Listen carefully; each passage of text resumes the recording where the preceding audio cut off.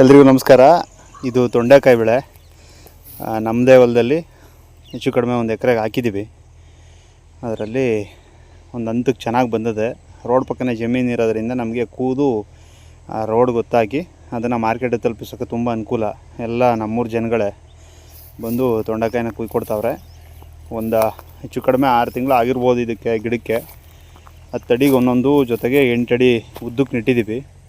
ಅಗಲ 10 ಅಡಿ. ಅದರಲ್ಲಿ ಈ ಥರ ಎಷ್ಟಾಯ್ತದೆ ಅಷ್ಟು ಕುಯ್ಸಿ ಒಳಗಡೆ ಮಡಗ್ಬಿಟ್ರೆ ನಾವು ಆಮೇಲೆಲ್ಲ ಎತ್ತಾಕೊಂಡು ಹೊರಗಡೆಗೆ ಈ ಥರ ಹೊಲ್ದುಬಿಟ್ಟು ಅದನ್ನು ಒಂದು ಕಡೆ ತಗೊಂಡೋಗಿ ಹಾಕ್ತಿದ್ದೀವಿ. ನಮ್ಮ ಹೊಲದಲ್ಲೇ ಒಂದಷ್ಟು ದೂರ ಜಾಡ್ ಬಿಟ್ಕೊಂಡಿವಿ ಅಂತಂದರೆ ರಸ್ತೆ ಬಿಟ್ಕೊಂಡಿವಿ. ತಗೊಬಂದಲ್ಲಿ ಒಂದು ಕಡೆ ಹಾಕಿದ್ರೆ ಗಾಡಿ ಒಳಗಡೆ ಬರ್ತದೆ. ಏಕೆಂದರೆ 10 ಮೂಟೆ ಸಿಕ್ಕೋದ್ರಿಂದ ಎಲ್ಲನೂ ರೋಡ್ ಗೊತ್ತಾಕೋಕ್ಕೆ ತುಂಬ ಹಿಂಸೆ. ಹಂಗಾಗಿ ಒಂದು ಅರ್ಧ ಅನುಕೂಲ ಇತ್ತು ನಮಗೆ. ಎಲ್ಲ ತಗೊಂಡೋಗಿ ರೋಡ್ಗೆ ಈ ಥರ ಮಡಗ್ಬಿಟ್ರೆ.